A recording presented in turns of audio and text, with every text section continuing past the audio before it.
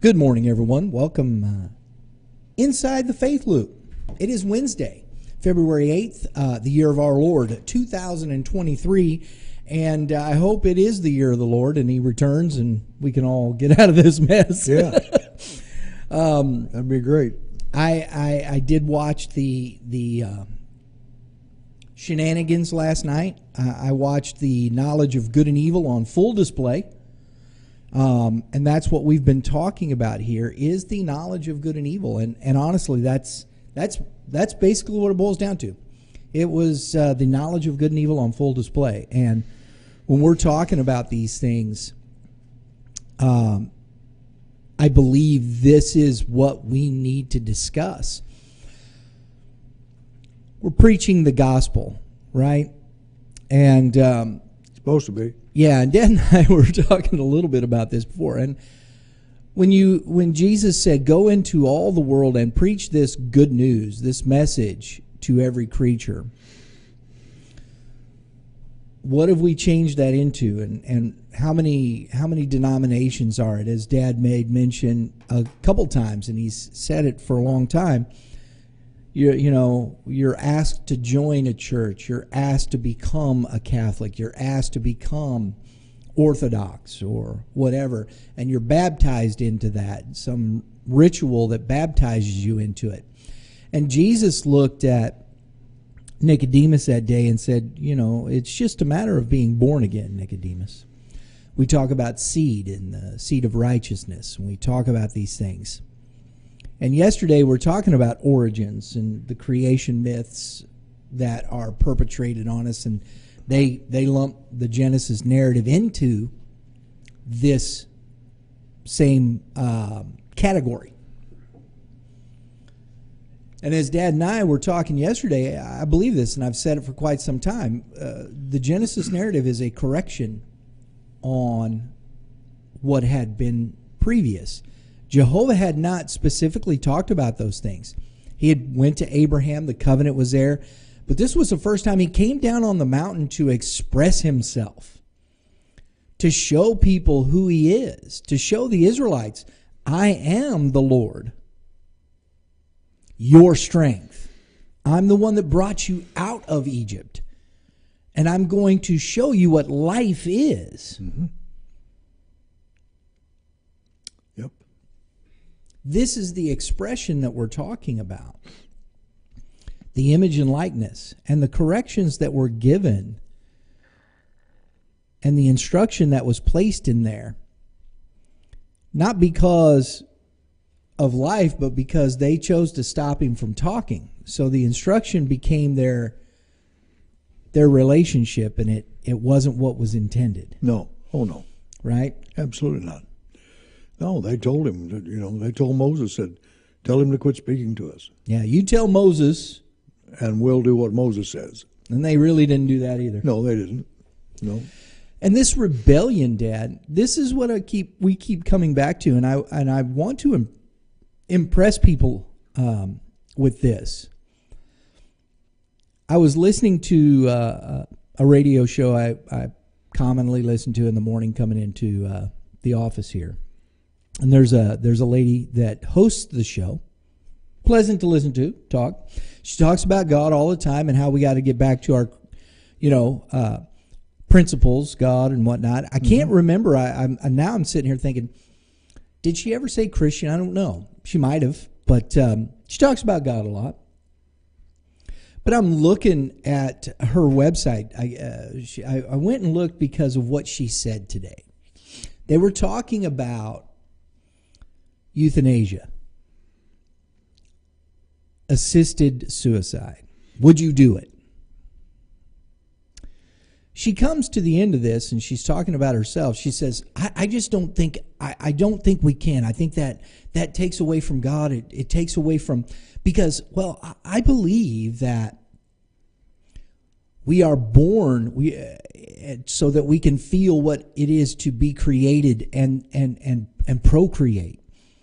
And then we experience all these things in between. It helps us, and this is what we do. We learn from this. So when we go back to God after we die, we have these experiences that we know what to do. See, and I think this is people. I'm like, are you kidding me? But this is what people think of existence. There's nothing to do with Jesus, had nothing to do with anything. And then I'm getting to look at her website. She's a life coach and all this other stuff. There's a picture of her. I don't know where it must. I think it may be even her house, because this is where all these pictures seem to be. She's got this huge Ouija board on her wall. Picture of her in front of it. God, yeah. See, I just am. And these are people. We're all Christians. We're all going. We don't know people, Dad. Well, I mean, you need to get several things just in case one of them works. You don't know. Just in case. We gotta, try this and try that. Maybe one of them will pop up here. And it'll work. I don't know. Oh, mercy. That's what the Israelites did. They, I've said this many times, but the Israelite people saw the greatest demonstrations of power that Jehovah ever did on the face of the earth. They saw them. Yeah. The parting of the sea. People... Manna. The manna, water from the rock. Water out of a rock. All these kind of things. They saw with their own eyes. They saw what the prophets did. Yeah. The power that they were given. Yeah. And yet, they turned and prayed to a dumb, graven image that was nothing but a rock or a piece of wood. Now, I've had people ask me, why don't we see the Lord do these things today? Because he's quit trying to convince people. They didn't believe it anyway. No matter what he did, it didn't convince anybody of anything. And so I think he just stopped in that sense of the word. What is true healing? See, and I think this is where the physical part, there are things and attributes of our physical being that I believe the Lord's touch. We he know does, that. yes. He'll do that. But what is true healing? And this is the principle of the thing. See, we're going to talk a little bit today. And I just want to reiterate, please, if you got a comment, we love to hear from you. I know we're on YouTube. Maybe it's a little different, but if you can get to the comments, you have a comment, please throw it in there. We'd love to hear from you. Yep. But again, the blog, the link is in the show description there, or the whatever you want to call it. I don't know, show. I don't know. Hope we're not putting on a show, program, whatever, chat. The blog is, I added some things to the blog this morning because I think it's very pertinent to what we're talking about. Yesterday, we were talking about identity. We're talking about these things. We're going to keep talking about this because it's such an integral part of what's happening in the world around us. I was expressing to Dad, I know that many people do, most people don't. I watched most of Biden's speech last night. I don't, and my thought process is, why do people believe this man? Why do people believe Donald Trump? Why do people believe what's coming out of these people's mouths? Any of them, a Mike McCarthy, any of these people. What do they do? And this is what's interesting to me, and there are people in the world or in the United States that believe what's coming out of his mouth. And I think, how can you do that? Well, it's easy when you think about it. But I want to start with this. We talk about the principle of identity. What is a principle? A principle are first things, are foundations. They're foundational things. True. And mankind rebelled against those principles. And what is tragic is there are people still perpetrating that rebellion to this day. what do we see? This is what we call the globalist movement. And it's been like that. Nations of the world, Dad, have been this way for thousands of years. We perpetrate, and it's like you said, Israel. How's Israel seduced into these other thoughts of strength that these graven images will give them? It isn't really about the graven image. It's really about ourselves, isn't it? Well, yeah, and it's the same thing that's been in man from the beginning. He wants to be accepted. He wants to be cared for. He wants to be liked.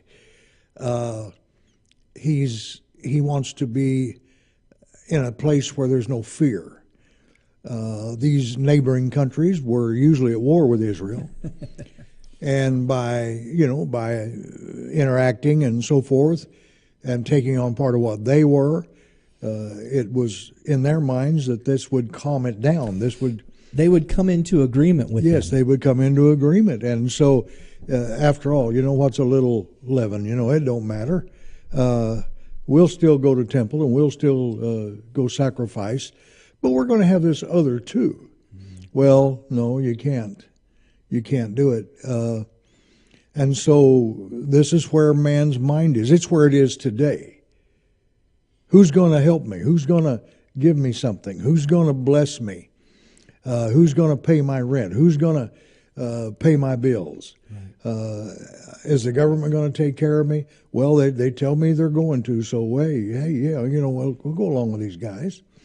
But what's amazing, and why people can't see this is beyond me. I mean, it's just beyond me. It's right in front of our face. They jumped on Trump for the classified documents. They were going to prosecute him, but now they really can't do it because they found them in Mr. Biden's possession when he was a senator, which is really illegal.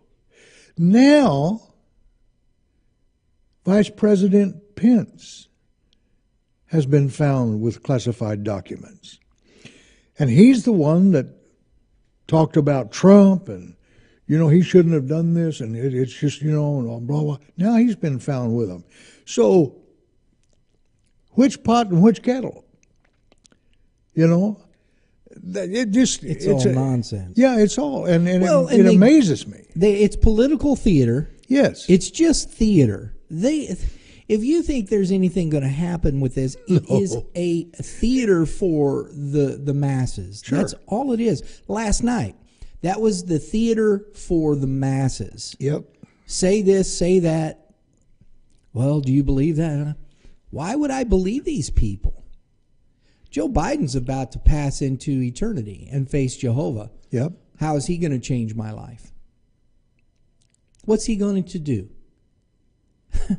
I think it's amazing to me when we ask these questions. But then there are those, and this is what's tragic. There are those that are out here that are simply lost in the struggle. Yeah, absolutely. Many people just been born into the world and have only seen the rebellion and live within the rebellion, and nobody's told them there's some good news. There is another way. And it got me to thinking when I'm hearing this lady and whatnot, and it just came to me, and Jesus, the Prince of Peace. And we talk about identity, and people say, well, what do you mean he's called the Prince of Peace? Why? Here's the question. When I read these things in the Bible, in the biblical narrative, that's the first thing that pops into my head. I'm like a 5-year-old. Why? Yeah. Why? We should encourage and explain to that 5-year-old. Instead, we look at them and say, because I said so. That's the wrong answer. Yes, very much so. Explain why. They're asking because they want to understand. And if we give them something to understand, it helps them grow and be better. Absolutely. Because I said so does not compute. Jehovah didn't do that. Jehovah didn't run off and go, because I said so. No, he explained himself. Yes, he did. Jesus explained himself. Why, Master? A little frustrated at times. Yeah. You've been this long with me and you still don't get this? I've been talking. Right. I've been telling you. Now, there are some of those kids that why and they had, I still don't get it. You don't get it. We get that. But that's the point of it, right? Absolutely. Jesus never stopped, did he? No, he never did. Never did. You know, one of the things he said, it's given to you to know the mysteries. But, you know, why are you still dull of hearing? You know, and one of the things is, and I believe this very much, one of the hardest things to do is to deprogram people. And I'm not talking about people belonging to a cult and all that mess, although that's where the term is used I most of the time. understand why you're, yeah. But for instance, you take kids that's coming out of college and go to these liberal colleges. They're not taught much. They're indoctrinated. They're told what to think. They're told what to think. And to try to go against that it's almost impossible to get them to understand anything. And Dad, this is why Paul said it. Be there transformed by, if you're a transformation by what? The renewing of the mind. And we use the term deprogram, but Paul said this, and you don't think that these folks on other sides aren't trying to renew a mind in the way that they think? Absolutely. It's not different. I mean, but is it true? That's the key. Whether the information is right or wrong is what's at stake. Absolutely. And most people are, and I don't mean this in a bad way, but most people are just too lazy to go look for themselves. Yeah. The historical facts are there. History's there. And, I mean, there's people that don't believe the Holocaust took place. Now, how could you do that? Well, here's the thing. Let's look at this. And this is what I do. And when you're talking about these things, and we'll put these things up because I've been reading. I read this stuff. This is the Stanford Encyclopedia of Philosophy. It's online. Sure. It's one of the top schools in the country. Yep. And this is their paper on existence. This was first published Wednesday, October 10th, 2012. Substantive revision Tuesday, May 5th, 2020. So it's pretty recent. Existence raises deep and important problems in metaphysics, philosophy of language, and philosophical logic, reason. When he said logic there, he said logos in Greek, folks. Mm-hmm. This is where we get the word logic from the word logos. It's about the mind. Mm-hmm. It's not a person. Jesus is not the logos. He's Jesus. Logos is just reason, faculty. Many of the issues can be organized around the following two questions. Is existence a property of individuals? And assuming that existence is a property of individuals, are there individuals that lack it? So, I exist, I own that. That's basically what he's asking. Yeah. Is it my property? Is this my property? And I'm going to answer that question easy from Jehovah. No. Life is given. We've been given this, and the right to use it is only based on the fact that you've been given the right from the Father, and you use it as it was given, as it was created, as it was made. You have then the rights. We talk about rights all the time. It isn't about we scream freedom, freedom, freedom. That again, political theater. It has nothing to do with being at liberty to do as you choose. It has to do with the right of existence. Do you have the right? And this is what the rebellion is. Man usurping the right to exist in the earth of his own strength. Mm-hmm. These are the things, this is what's at war here. Yes, it is.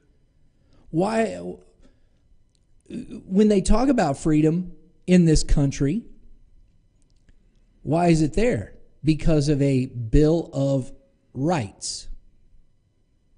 that gives you the right to do as you please, according to. Well, it doesn't really, but that's what the word liberty or freedom means, to do as you please. Well, there are laws. So we got to act right. We have to, certain conduct that we have to produce. Well, isn't that the same? So we're not really free. No, it's a matter of rights. This is what exousia is, the right to become sons of God. Mm-hmm. Absolutely. If we take the time to look, to research, to try to understand, we can. Yeah. It's not a mystery.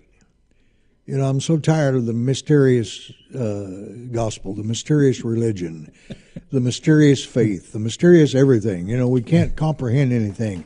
It's all out in some ethereal world where we just know it's there. That's it. We know it's there, but we don't understand anything about it. It's almost the way we're asked to do today with anything, with any kind of a subject. Well, just take my word for it because I'm a professor, I'm smart, and you're not. And so just take what I say and don't bother. And in many classrooms in colleges today, in many studies, if you disagree with a professor, you're in serious trouble. They don't allow it. You can't question them. You can't say, well, you know what? I read something about that disputes what you're saying. So can we have a discussion? No, we're not going to discuss it. So that's the way it is. Dad, I want to come back to this, Prince of Peace. It's a very common term in Christianity, right? Very common. But I want to share this with you folks. Why is Jesus called the Prince of Peace? That's what started this. Why? It's common in the Christian community, and it's rightly so. I mean, that's yes. But our language has failed us.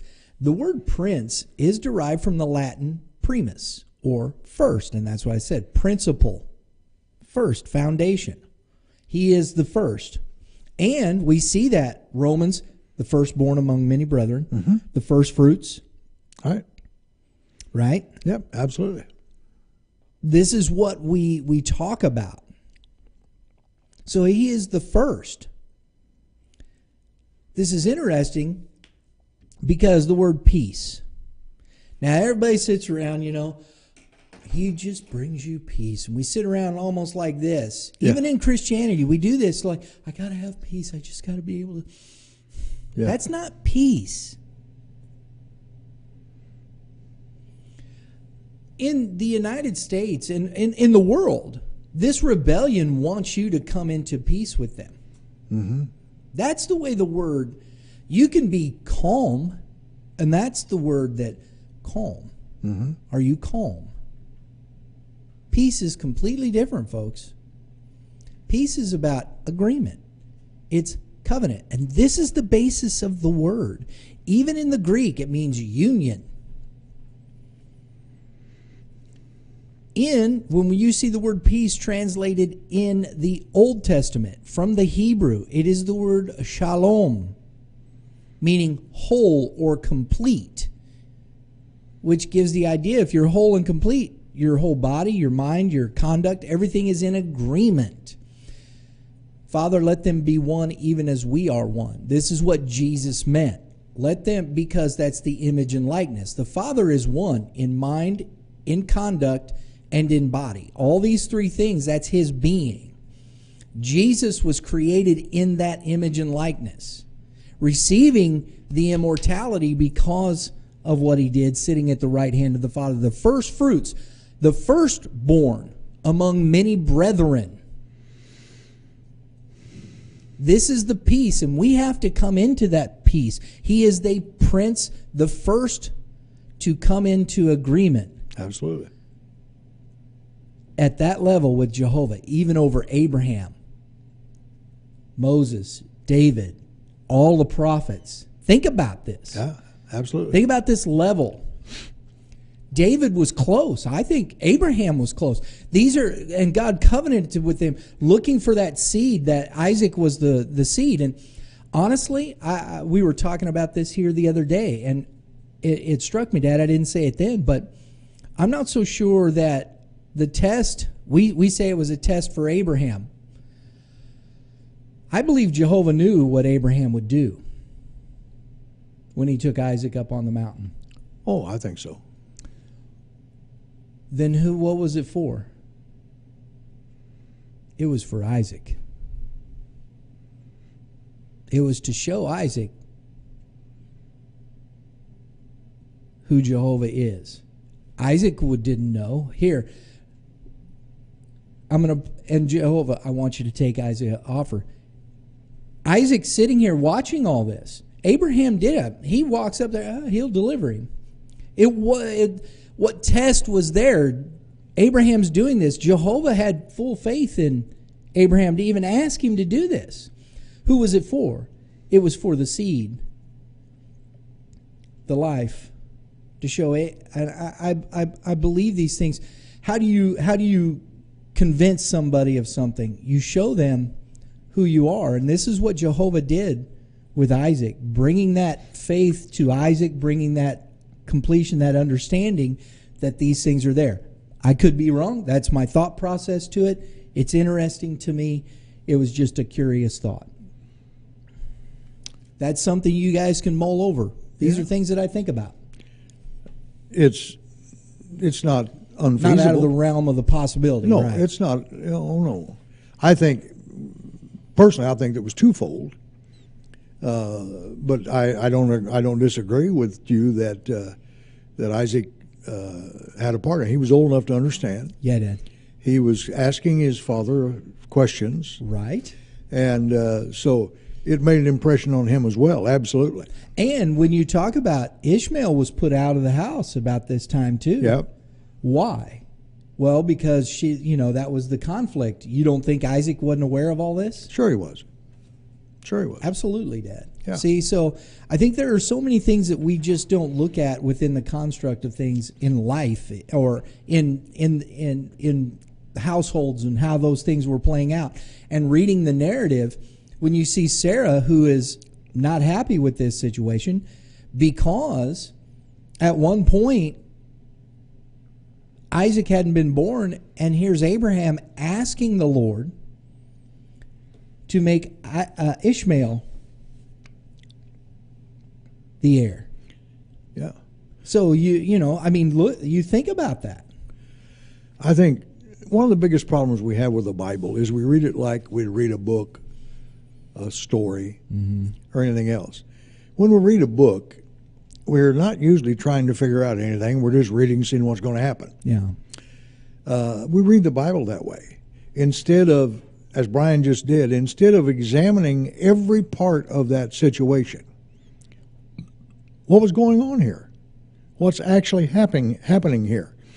Was it more than what we just see on the surface?